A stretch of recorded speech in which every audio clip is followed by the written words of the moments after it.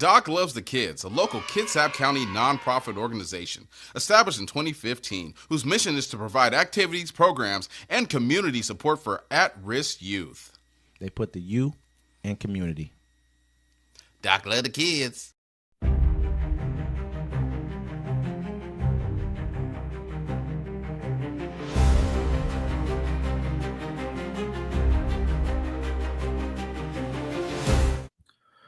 Welcome to Uncommon Courtesy, where we give you the courtesy of conversation that's uncommonly spoke of.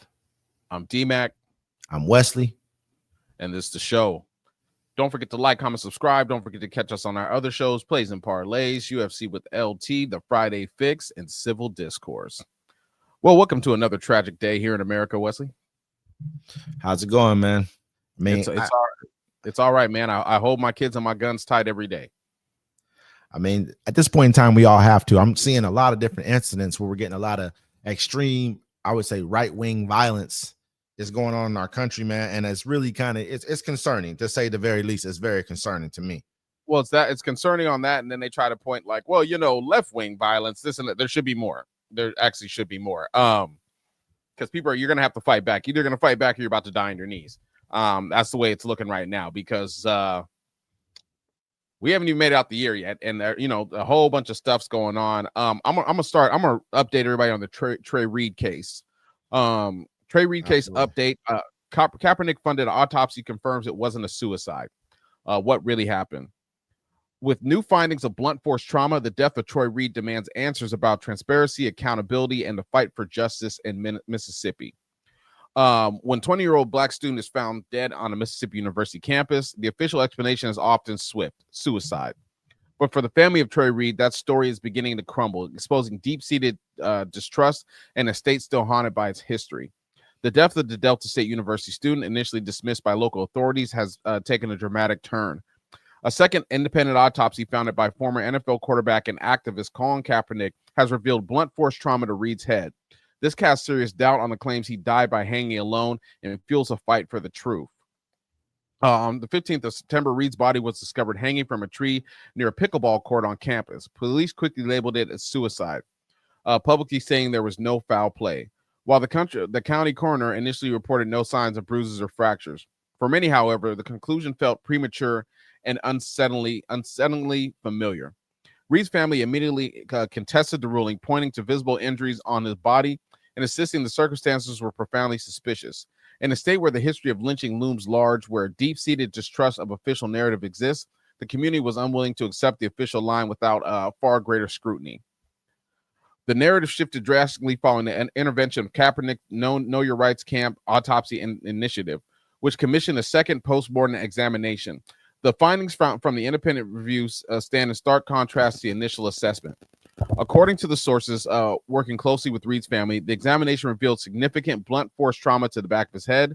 This evidence is fundamentally inconsistent with the death of a suicide. So basically, in the first one, we knew that, he had a fractured leg. And then the blunt force trauma to the back of the head. So, they know who did it. The school does. The cops know who did it. They let it go. And I always explain to everybody, the reason that they label this suicide is because in their minds, and forget my language, nigger shouldn't have been there no way. So you killed yourself. Just like the brother that was truck driving, he shouldn't have been there. They always try to label it suicide because your ass shouldn't have been there in the first place. So since you were there, you killed yourself. So basically with them coming out with blunt force trauma to the back of the head now, there's no way this could be labeled any type of a suicide, at this point in time, or like that he took his own life. Let's just say that. Well, remember initially they said, they found him in his room. So basically with them coming back and saying that he had blunt force trauma to the back of the head, they know all the information. They didn't just do an autopsy based off of no facts. They gave them the facts of the case. This is what happened. The blunt force trauma is telling them that someone assaulted him before he was dragged to wherever he was going. And a lot of times you like to say, like, I've heard from you that you think a lot of times police officers may be involved allegedly in these kind of situations, to like, it almost would give you that kind of a thinking, because who else would be able to get you to turn around and be able to hit you in the back of the head with something to knock you out or to put you unconscious? Someone who can tell you to turn around and put your hands behind your back, anything. You know what I mean? That's what kind of would give me that kind of a assessment of the situation. Well, So they said this. Yeah. go Well, ahead. he was jumped. In this one, he was jumped. I guess, they were saying that allegedly his sister had said something, negative about Charlie Kirk after his passing, and that's what initiated this, where he was jumped by about 4 to 5 individuals, and they're the ones that hung him. The school probably knows who it is. They're not going to say nothing because the police know who it is. This is Mississippi. And I don't see anyone here trying to scream, we need justice for this, because you're screaming to the same people who just covered it up to do you justice. You honestly need to just go down there and commit violence.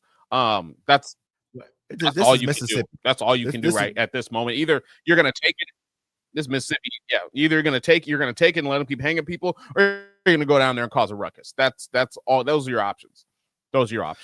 I mean, and this happened on a HBCU as well, didn't it? Was this a black college campus, or was this now? I can't recall. I mean, I know that this happened on a college campus should also ring alarm. It should also ring bells and kind of. No, I believe it was in just a regular school, regular college, Delta State University. Yeah. Okay. You know what I mean? So I mean, at the end of the day, you really have to pay attention to like what's happening here. Like people aren't there. This isn't the first time. This has happened so many different times, especially in southern states. It seems to be in southern states where black men are found hung, and it's a suicide, or they don't know why this happened, and it's always a mystery. You know what I mean? So we really need to start paying more attention to what's going on in these states, and maybe like pay attention to ourselves a little bit more and understand where we're at, because we still live in that time frame. Like to say that we're far, far away from, we still live in that time frame. We need to start paying attention to that and keep that at the forefront of our mind when we're out there walking around and just living our daily lives, because obviously what we have to. I always tell people that too. People don't understand when I tell them. I'm like, hey, I try to walk around with joy, because I might leave my house and never come home.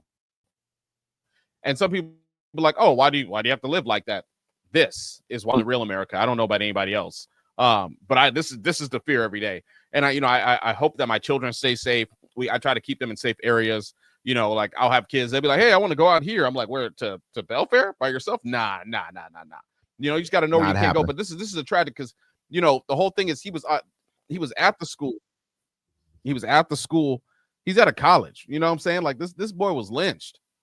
He was hung from a tree in 2025, and the police covered it up like they're doing it. Only if they would have kept it covered up if it wasn't for Colin Kaepernick. Burn the bitch down. Either you're gonna do something, or this ain't this 50s, bro. We ain't gotta take this. You know what I'm saying? Like you kill us, we're gonna kill you back. They ain't stop making guns when they made yours. Like this is what you gotta do. Like you can't stop hate with peace. Martin Luther King took all the ass whoopings for nothing. I mean, at the end of the day, we're still in the time frame of where these things still happen. So we just got to be mindful. That's how I look at it. I mean, and we really having to be more vigilant. And like he said, I mean, sometimes you got to take action.